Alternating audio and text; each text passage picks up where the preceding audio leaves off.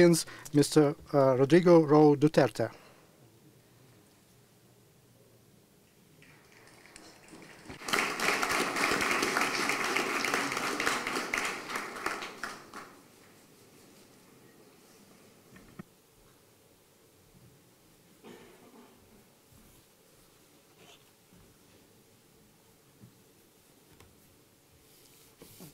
President Putin, heads of states, the Valdai Discussion Club, distinguished guests, ladies and gentlemen. Good afternoon. For over 2 decades after the end of the Cold War, Philippine foreign policy hardly evolved. Russia, for instance, remained on the margins of our diplomacy.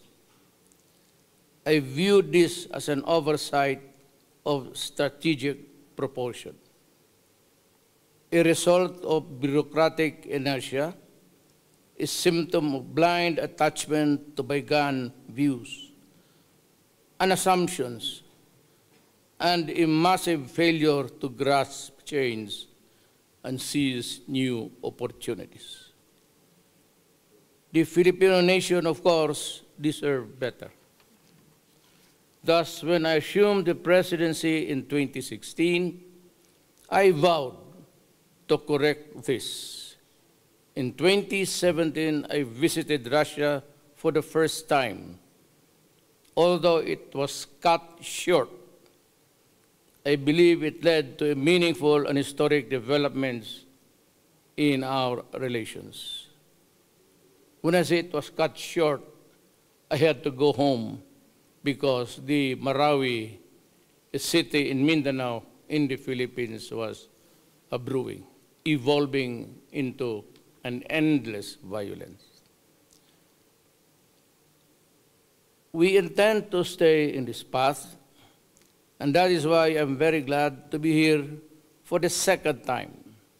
I thank President Putin for the opportunity to reaffirm our commitment to a robust and comprehensive Philippine-Russia partnership. I am also grateful to the Valdai Discussion Club for this honor to speak before you on a topic of great importance to us, that of an order and change in world politics. I'm talking about fairness and equality and a stable global order. The liberal global order built after the Second World War was the Pax Americana, appears to be under challenge. As the 21st century unfolds, the legitimacy of this order is increasingly questioned, its appeal weakened, and its hold over countries diminished. I see 2 key factors that could be explained this situation. First is the combination of exceptionalism and double standards that we have seen and time again and again from the beginning of the very vanguards of this current order. The great Russian novelist Lev Tolstoy wrote, "All happy families are all alike. Every unhappy family is unhappy." In its own way, this is the same line for nations. Developing countries like the Philippines with their own histories face different challenges and inner problems that would require different sets of solutions. Yet some so-called friends act like they know the answers to our problems and impervious to our specific socioeconomic and political conditions. They create rules and norms for almost everyone, and some refuse to be bound by the same. Think of the UNCLOS, the Paris Agreement on Climate Change, and even the Convention of the Rights of the Child. They weaponize human rights, oblivious to its damaging consequences to the very people they seek to protect. Just look at the chaos and instability that ensued in Libya and Iraq following military interventions. Closer home, some of our partners have heard unfair criticism against my government about perceived excesses in our fight against drugs. They see what they want to see to justify their preconceived notions and are trying to understand that what truly is happening is there in my country. Is this how friends treat each other? We have not seen them backtrack from defense contracts over baseless apprehensions that we would use arms to violate human rights. Yet you see the same countries supplying high-end weaponry to parties whose actual human rights records leave so much to be desired. But we only seek to protect our republic and those who wish to tear it apart. We only seek to curb criminality that corrodes the very structure of government. We only seek to build a credible defense against those who might be tempted to violate our territorial integrity. Is this not something that all nations are entitled to? Is this not what democratically elected governments are mandated to do? By their acts, they weaken my government's ability to protect law-abiding citizens from the outlaws. They limit our capacity to stop the vicious cycle of internal conflict and underdevelopment. And they clip our wings, making it more difficult for us to effect meaningful change for our people.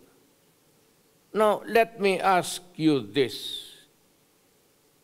In what universe is this right justifiable or fair? Nowhere in the self-contained bubbles of some societies that had the luxury of developing first. We are tired of the misguided and self-serving crusades of the few. It is time that they are challenged. Let me be very clear. I am not against the United States or the West. The U.S. is a close friend of the Philippines. In fact, our only treaty ally. We have deep ties with the American people, forged by shared history and nourished by common values. America certainly can offer so much, more than the world. Let me stress, I am not against liberalism in politics and in the economy. Liberalism, to my mind, creates the best pathways to a just and fair society. For a thriving democracy like the Philippines, there is simply no other better alternative to a philosophy that puts premium on the freedom and dignity of the individual. Our issue is not the current global order, but rather the actions of certain actors that violate the very principles that underpin this order. The Philippines does not ask for a special treatment, nor favors from its partners. It does not seek exemption from the norms and principles that have kept the peace in our world for decades. What we seek, I assume, what the Russian people and all nations also desire, is fairness, equality, and mutual respect. We want a strengthened rules-based order where countries, big or small, are treated the same. We want unimpeded freedom and guaranteed by our Constitution to exercise our right to govern ourselves as a people and as we saw it fit. And we want friends and partners to respect our independence to make sovereign decisions just as we respect theirs. The principles of respect of state sovereignty, non-intervention, the peaceful resolution of disputes must be upheld at all times. Otherwise, the order unravels. This is crucial, especially now, with the rise of new powers and the relative decline of the old. The geopolitical shift is the second challenge of the current global order. In the remaining 3 years of my term, we likewise expand the horizon of Philippine diplomacy by deepening our engagement in Latin America, Africa, and Central Asia.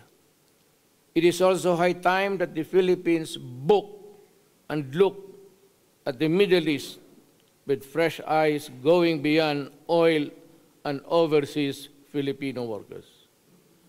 As one of the fastest growing economies in the world, the Philippines will assume our twin responsibility of sustaining the growth of our people while helping other developing countries in their own to progress. We will strengthen our economic ties with those regions, opening new markets, and with it the free exchange of ideas, technology, and innovation.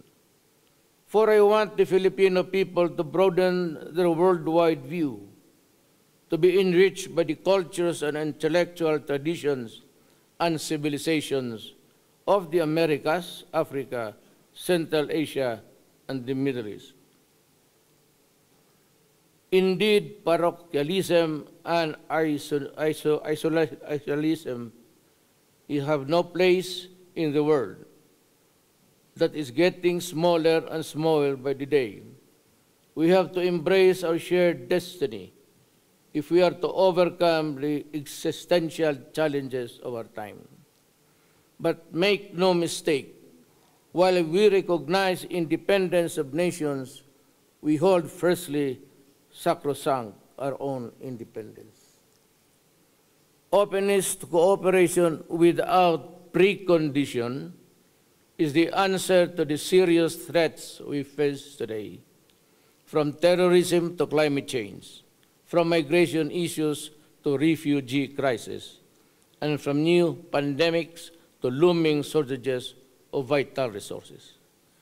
These are multi-dimensional problems that cut across issues of national identity, human rights, development, and sovereignty. Clearly, we have no choice. We have to act together to survive and prosper together. So instead of using these issues as tools to maintain the status quo, to make the rich richer and the poor poorer, as some wealthy nations are wont to do, we have to help each other. If we pursue genuine cooperation, we need to choose between sustaining development and protecting environment. between promoting diversity and maintaining national identities, or between upholding human rights and preserving local social order. Balancing this seemingly contradictory goal is the fundamental challenge of our times. In this context, our United Nations must step up and reinvigorate global efforts toward creative solutions commensurate to the complexity of our local problems.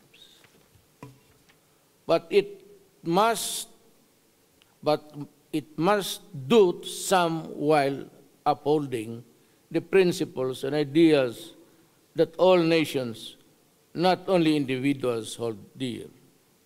This is also the opportune time for us in the Global South, those who choose to be non-aligned, to ensure that we remain relevant.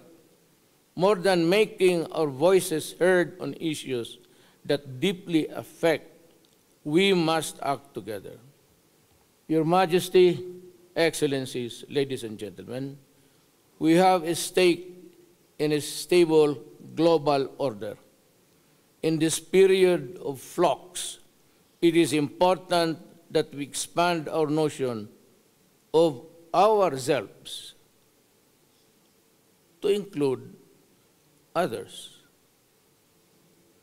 that we choose the enduring power of persuasion over coercion, that we follow the path of peace in order to achieve our shared and noble aspirations of our people. We only wish peace for all mankind. Thank you.